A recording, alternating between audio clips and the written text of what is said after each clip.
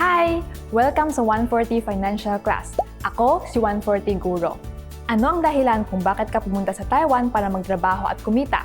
Para ba makabili ng bahay? Para makapag-ipon ng pang-tuition fee ng anak? O para matulungan ang pamilya na magkaroon ng mas magandang buhay? Ngayon, matupad mo na ba ang mga goals na iyon? Nakaipon ka na ba?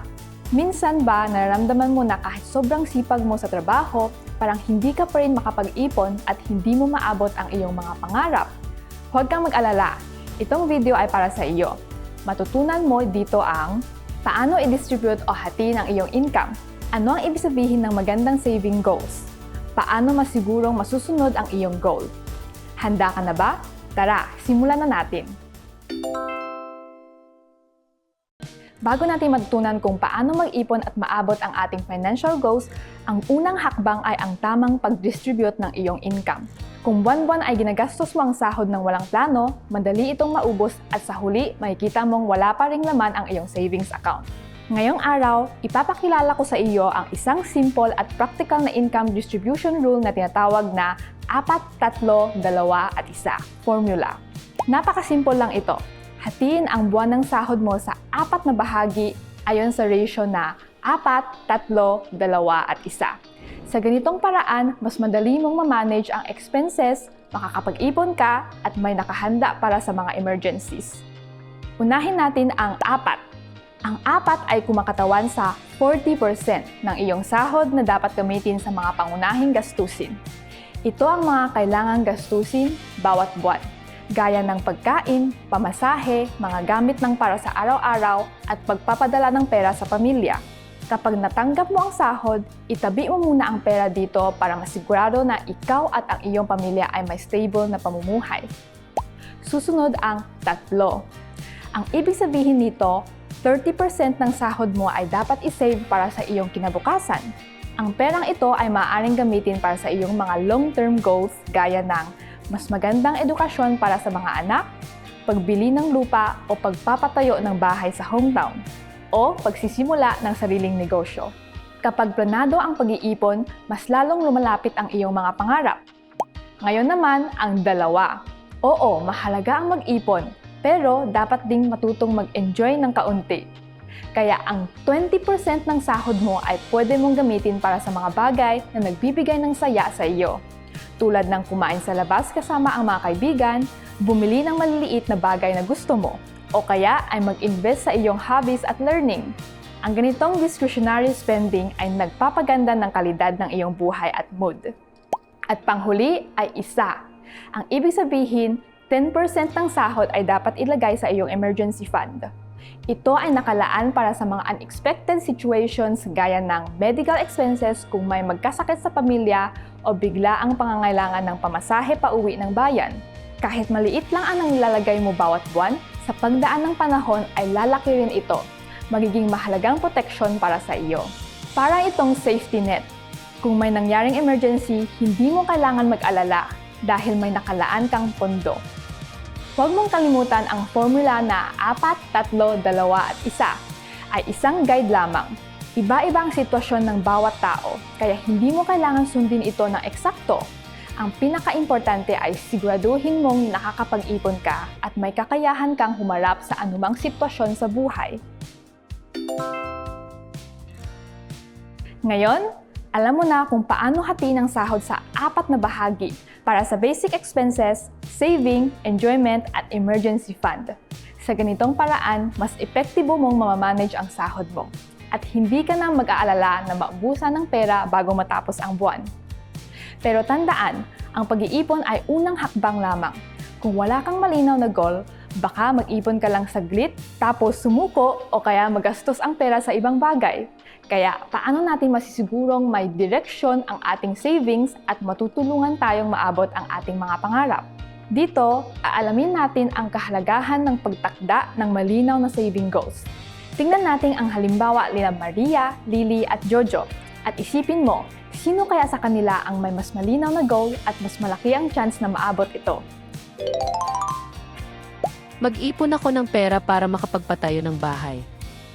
Sa loob ng 10 taon, mag-ipon ako ng 1 milyon para makapagtayo ng restaurant sa hometown. Sa loob ng 3 taon, mag-ipon ako ng 1 milyon para makapagpatayo ng bahay para sa pamilya. Ang goal ni Maria ay maganda pero kulang sa detalye. Hindi niya alam kung magkano ang kailangan matatapos at paano magsisimula. Dahil dito, baka madaling maepektuhan ang plano niya ng daily expenses at posibleng sumuko siya sa kalagitnaan. Ang goal ni Lily ay malinaw. Alam niya kung magkano ang kailangan niyang 1 million. Alam niya ang time frame ay 10 taon. At alam niya kung ano ang purpose niya na magbukas ng restaurant. Dahil may malinaw na plano, mas kaya niyang mag-step by step pagtungo sa goal. Ang goal ni Jojo ay may specific na halaga at oras. 1 million sa loob ng 3 taon. Pero kung limitado ang sahod niya at hindi niyang kayang mag-ipon ng mahigit ng 20,000 bawat buwan, magiging sobrang hirap ito. Dahil sobrang taas ng requirement, maari siyang mag-pressure at sumuko din. Kaya, ang isang goal ay hindi lang dapat malinaw, kundi dapat ding realistic at achievable. Sa ganitong paraan, mas malaki ang chance na talagang magawa mo ito. Ngayon, baka tinatanong mo, ano ba ang criteria para masabing good savings goals? Alamin natin sa susunod na bahagi ng lesson. Maari natin gamitin ang 2W1H method para magkaroon ng malinaw na saving goal. What? Ano ang gusto kong makamit? Halimbawa, bumili ng bahay, pag-aralin ang mga anak, o magtayo ng tindahan. Habang nag-iisip ka, dapat mas malinaw at specific, mas mabuti. When? Kailan ko gustong matapos? Halimbawa, sa loob ng 5 taon, 10 taon, o mas matagal pa. How much? Magkano ang kailangan mong ipunin? Halimbawa, 1 million or 500,000. Balikan natin ang halimbawa ni Lily. Ito ang kanyang 2W1H analysis. What? Magtayo ng restaurant. When? Sa loob ng 10 taon. How much? 1 million. Maaari rin tayong gumamit ng isang key sentence pattern para buuin ang ating saving goals. Gusto ko makaipon ng halaga sa loob ng panahon para sa layunin. Halimbawa kay Lily, gusto ko makaipon ng 1 million sa loob ng 10 taon para makapagtayo ng restaurant sa aking bayan. Ngayon, ikaw naman ang susubok. Gamitin ang sentence pattern na ito para sabihin ang sarili mong savings goal.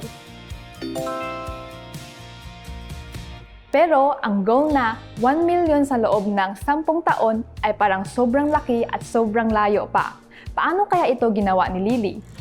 Hinati niya ang goal sa maliliit na hakbang. Kung 10 taon para makaipon ng 1 million, ibig sabihin kailangan niyang makapag-ipon ng 100,000 bawat taon o halos 8,500 bawat buwan. Dito, pwede ring suriin ni Lily kung kaya ba talaga niyang gawin ang monthly savings na 8,500. Ang sahod ni Lily ay 25,000. Ginamit niya ang 4-3-2-1 formula para hatiin ang sahod at nag-adjust ng kaunti para matiyak na makakaipon siya ng 8,500 bawat buwan. Gamitin ang 40% ng iyong sahod para sa basic expenses tulad ng pagkain at pamasahe. Ang 40% ay 10,000. At ang 34% ng iyong sahod para sa savings naman, katulad ng target amount na binanggit kanina ay 8,500 para sa savings at ang 10% 2,500 para sa emergency fund. So sa huli, may discretionary spending o non-essential expenses 4,000 sa isang buwan na pwede mong gamitin. Sa ganitong pagkakahati, feasible ang plano na makaipon ng 8,500 buwan-buwan. Pero kapag sinimulan ng gawin, magiging madali ba talaga ito? Pagkatapos ng 6 na buwan, napansin ni Lily na minsan may biglaang gastos, gaya ng pagkasira ng cellphone o pagkakasakit ng pamilya. Dahil dito, hindi niya palaging nasusunod ang pag-iipon ng 8,500 bawat buwan. Kaya, nagpa siya si Lily na i-adjust ang kanyang goal para maging mas realistic. Binawasan niya ang monthly savings target na 6,000. I-extend ang time frame sa 14 years. Sa ganitong paraan, mas magaan ang pressure buwan-buwan at mas madaling sundin ang plano. Kung nahihirapan kang sundin ang plano, pwede mong i-adjust ang halaga o timeline ng ipon para mas umayon sa iyong sitwasyon. Ang mahalaga ay consistent ka sa pag-iipon at hindi ka sumusuko sa kalagitnaan. Ito ang proseso ng pagkakatakda ay pag-adjust ng goal. At ikaw rin ang pwedeng gumamit ng parehong paraan para makabuo ng savings plan na bagay sa iyong sariling buhay.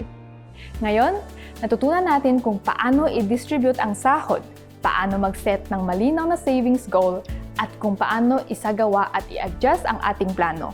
Basta't isinasagawa mo ito step by step, maabot mo rin ang iyong mga pangarap. Sa pag-aaral natin, tandaan itong concept.